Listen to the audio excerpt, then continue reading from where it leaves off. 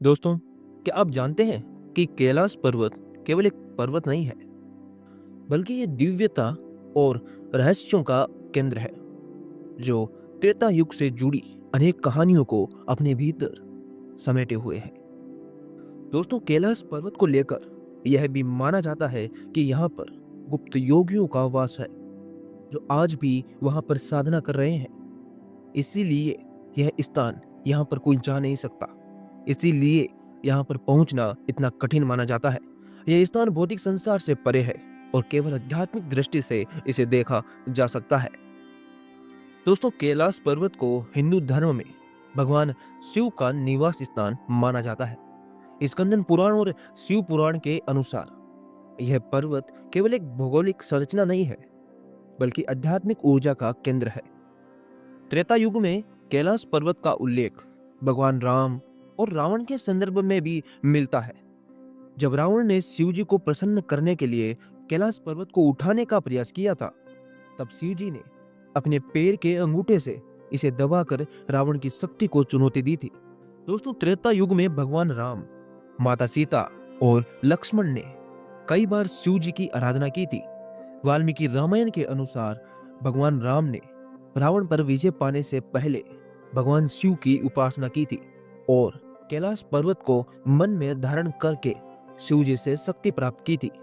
पुराणों में यह भी वर्णित है कि त्रेता युग के कई ऋषि जैसे अत्रि और वशिष्ठ कैलाश के पास तपस्या करते थे, क्योंकि यह स्थान मोक्ष प्राप्ति के लिए सबसे उत्तम माना जाता है। दोस्तों, कैलाश पर्वत को लेकर वैज्ञानिक भी चकित है, क्योंकि इसका आकार शिवलिंग के समान है और यह 4 पवित्र नदियों सतलुज, ब्रह्मपुत्र, सिंधु और कर्णोली का उद्गम स्थल माना जाता है। धार्मिक मान्यताओं के अनुसार कैलाश पर्वत की चोटी पर देवताओं का निवास माना जाता है। शिव पुराण कहता है कि यह स्थान केवल साधारण मनुष्यों के लिए नहीं है, बल्कि केवल वे लोग यहाँ पहुंच सकते हैं जो आध्यात्मिक रूप से जागरूक हैं, जिन्होंने अपनी चेतना को जागृत किया है, जो अपनी चेतना के उस ऊपर वाले लेवल पर हैं। दोस्तों, रावण, जो शिव जी का महान भक्त माना जाता है, उसने भी त्रेता युग में कैलाश पर्वत को हिलाने की कोशिश की थी और जब वह सफल नहीं हो सका तो उसने शिव तांडव स्तोत्र की रचना की, जिससे शिव जी प्रसन्न हुए। और इस घटना से यह सिद्ध होता है कि कैलाश पर्वत केवल शक्ति का नहीं, बल्कि भक्ति और समर्पण का भी प्रतीक माना जाता है। दोस्तों, वेदों और पुराणों में कहा गया है कि कैलाश पर्वत तक पहुंचना हर किसी के लिए संभव नहीं है। यह स्थान दिव्यता से इतना भरा हुआ है कि जो व्यक्ति पूरी श्रद्धा और विश्वास के साथ यहाँ जाता है, वही इसके रहस्यों को समझ पाता है, या वही इसके रहस्यों को समझ सकता है। दोस्तों, कैलाश पर्वत को धर्म चक्र का केंद्र भी माना जाता है।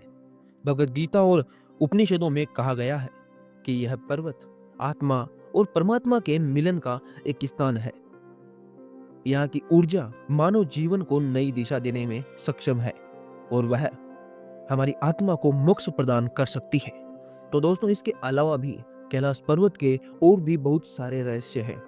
यदि हम कैलाश पर्वत के रहस्यों पर जितने वीडियोस बनाए जाएं, जितनी बातें की जाए, उतनी कम है, क्योंकि ये पूरा स्थान रहस्यमय है।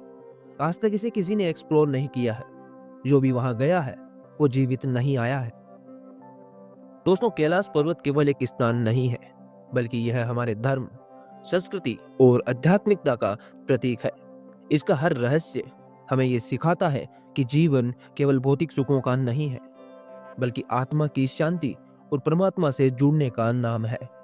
दोस्तों, अगर आपको ये वीडियो पसंद आया तो इसे लाइक करें, और अगर आप हमारे चैनल पर नए हैं तो हमारे चैनल को सब्सक्राइब जरूर करें।